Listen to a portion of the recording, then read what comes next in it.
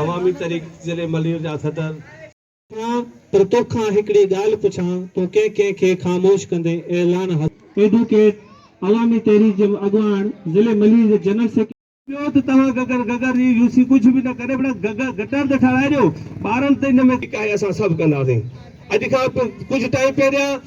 ॿुधोसीं Ghaggar UC में UC कुछ भी न करे बड़ा गटर त ठाराए ॾियो ॿारनि ते हिन में केतिरा ई मरनि था गाॾियूं किरनि थियूं कम से कम इन्हनि जी त का सार संभाल करियो। जवाब अचे थो बाबा ठीक है असां सभु कंदासीं। अॼु खां कुछ टाइम पहिरियां ॿुधोसीं गगर यूसी में 6 किलोमीटर रोड मंजूर थियो आहे लेकिन ठहियो वो जेके उन्हनि जा मनपसंद माण्हू हुया उन्हनि जे जेके गसो हुया जितां हू पाण लॻंदा आहिनि उन्हनि जो ई सिर्फ़ 1.5 किलोमीटर रोड ठाराए 6 किलोमीटर रोड जी बजट मंजूर कराए उहा सभु खाई विया। सजो दिल लालो दिल में सांधे जानी जग में जियणो जानी जग में जियणो जीवन तुझे लाए मिलियो धरती तोखे ॾियणो धरती तोखे ॾियणो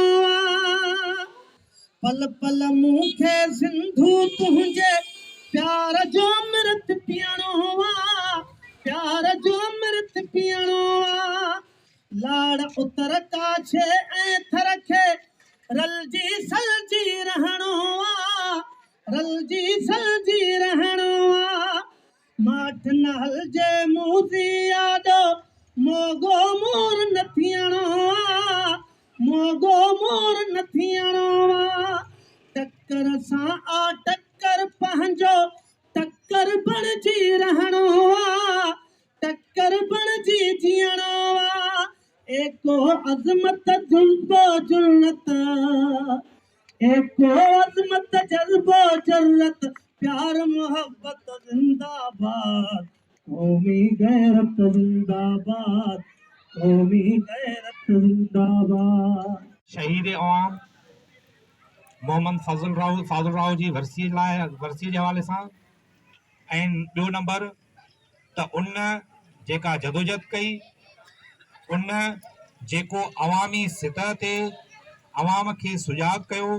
बाख़बर कयो पंहिंजे अवाम पंहिंजे क़ौम पंहिंजे वतन सां जेके मुसीबतूं ऐं अज़ाब हुआ उन लाइ हू मैदान अमल में हो। उहो शख़्स जंहिं टाइम सिंध जे मथां सियासी तौर ऐं उन सां गॾोगॾु नज़रियाई तौर तमामु हिकु ॾुखियो वक़्तु हुयो उन फाज़ुल साहब पली साहब जी मदद सां पंहिंजी अवाम खे सुजाग कयो। उहो दौर हुयो जंहिंमें ज़ियाउल हक़ जी कहिड़ी मार्शला हुई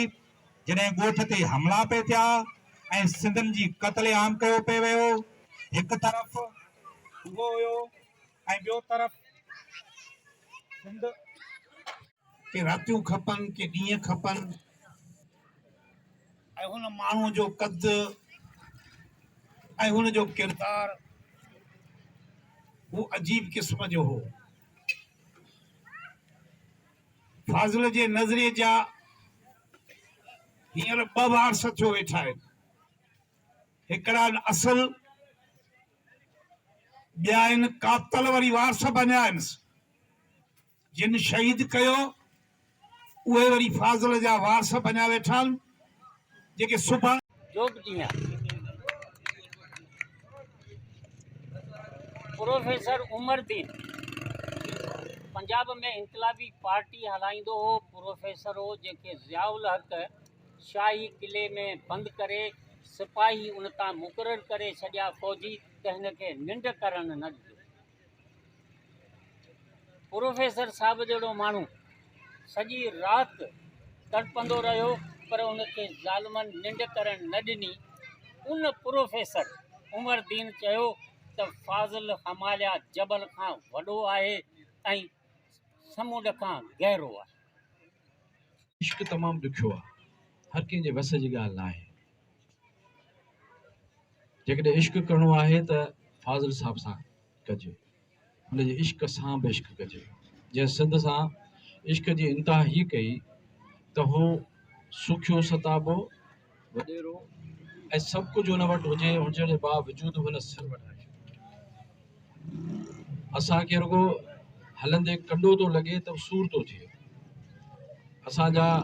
खाए रक्त कहिड़ी खाए रक्त भत न विझे वात में पिण में पहलवाननि जी वेठी परखे पत जिनी नैण निसत नीन लाए जनसी कटारे ऐं कात मन मुरादूं पुनियूं रत भरियाऊं वात मांजन हड मुछाया। हलो तारा खपन था न कि चंड घुर्जे,